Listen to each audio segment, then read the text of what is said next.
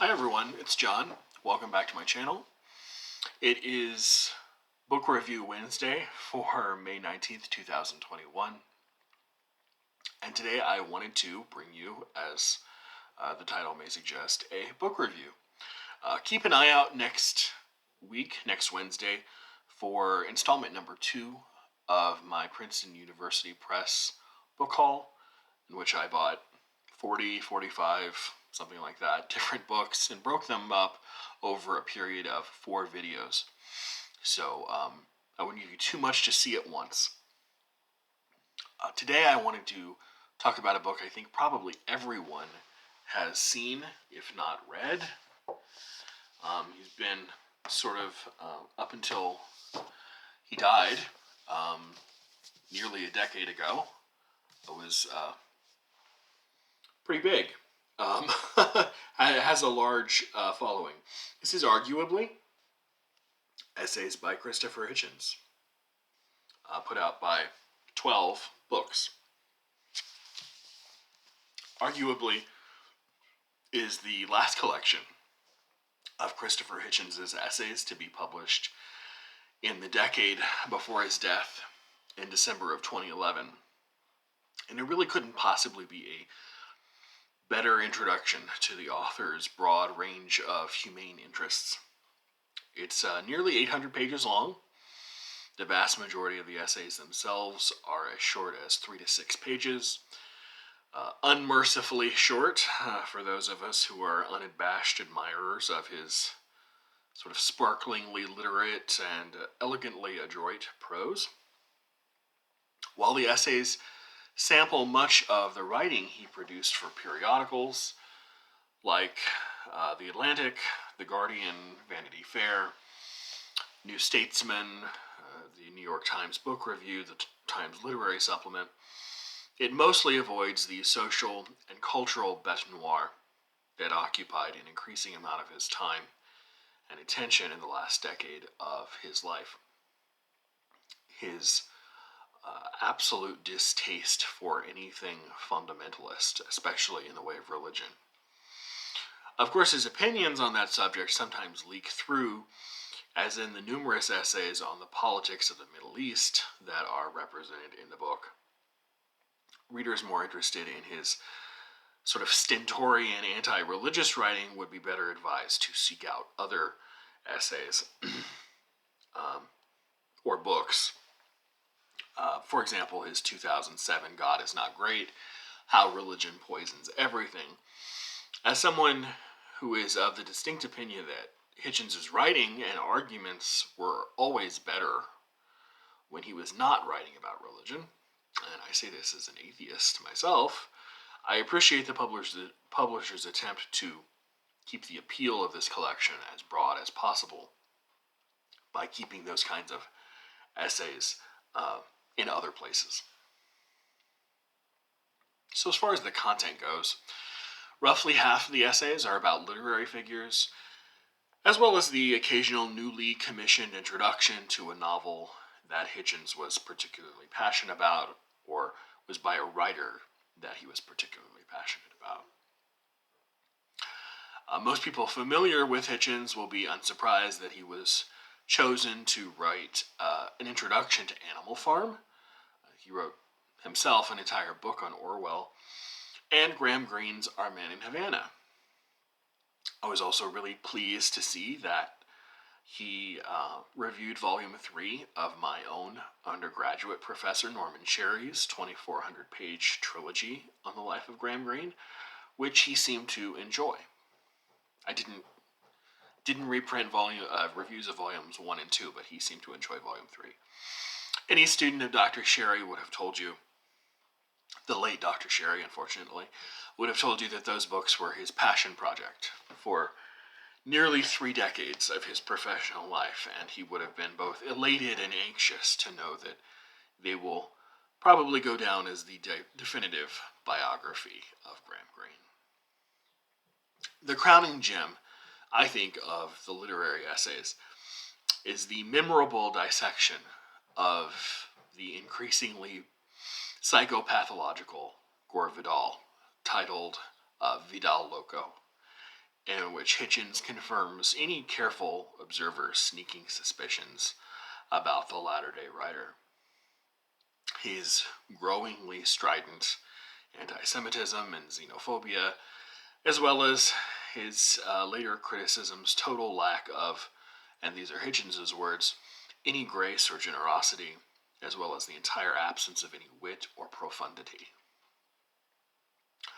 Revisiting the contretemps Vidal had with the likes of Bill Buckley at the 1968 Democratic Convention in Chicago, or his appearance alongside Norman Mailer on the Dick Cavett Show a few years later, which nearly turned into a sparring match, both show Vidal's composure and sort of sang-froid compared to his latter representation as the sort of patrician gatekeeper of American letters. In another part of the book, on topics more various and sundry than just literature alone, he does something very similar with the aging Dauphin, Prince Charles, who Hitchens derides as having surrounded himself with, again, quote, every moon-faced spoonbender, shrub flatterer, and water diviner within range. Love that line. Gonna have to commit that to memory sometime. The book reviews that are published here can sometimes be a bit unsatisfying simply because Hitchens often uses them more as a bully pulpit to showcase his opinion of an entire author's set of work or personality, many of whom he knew personally, instead of the merits of the book at hand.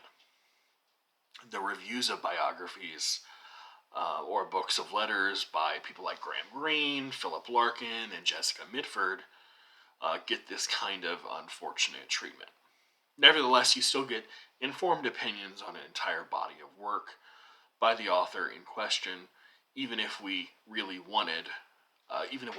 wanted was an earnest review of the book itself.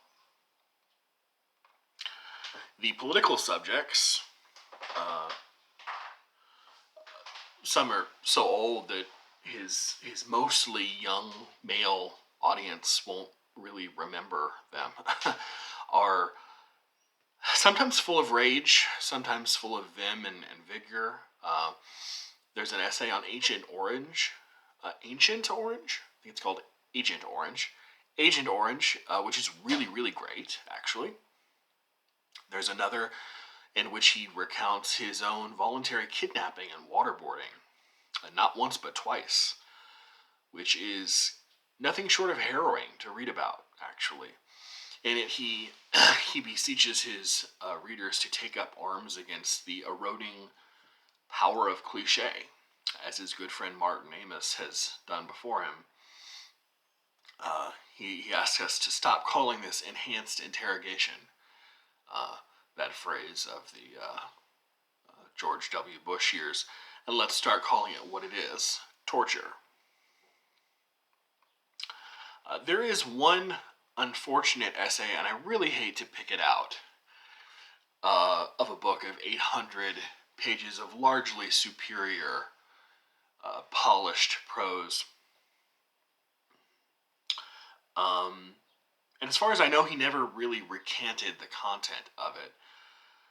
But I don't think it's going to do anything for his reputation for future generations of readers. I think you might know it if you know the book. Most people mention it in reviews of arguably.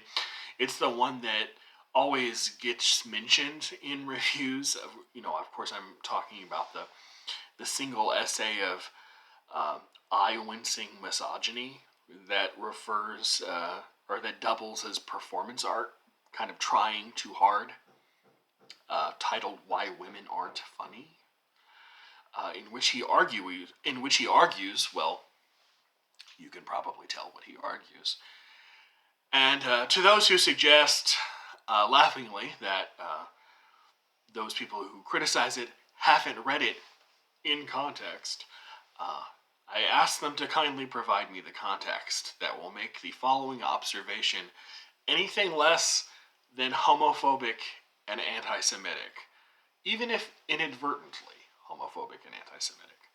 And I quote again. These are Hitchens' words. In any case, my argument doesn't say that there are no decent women comedians. There are more terrible female comedians than there are terrible male comedians, but there are some impressive ladies out there.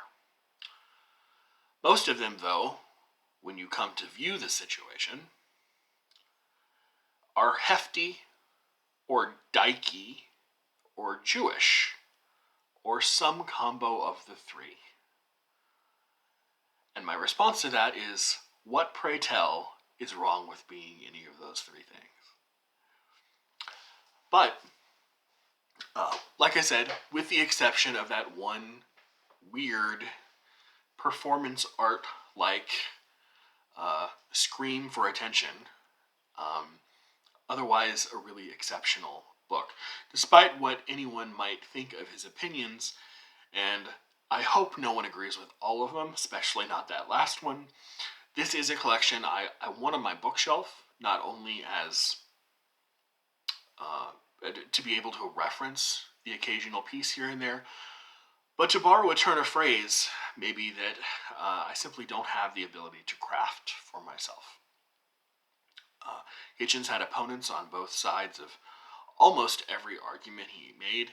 It's noticeable that when something negative is said of him, it is his opinions that bear the brunt of his criticism and never the prose in which they're crafted. And after all, when you write an entire book excoriating the life's work of Mother Teresa, you are sort of bound to earn your detractors, I guess.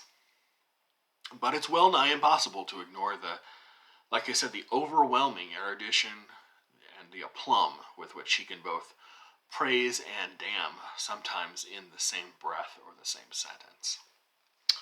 So, it is overwhelmingly a recommend. I just sort of read through them kind of like it was, a book. I didn't pick up and read one at a time. I just read several at a time. And it works that way. Or you can go back and reference them, like I said I'll probably do from now on. Arguably, essays by Christopher Hitchens. And I will see you next Wednesday, installment number 2 of Princeton. Bye. See you.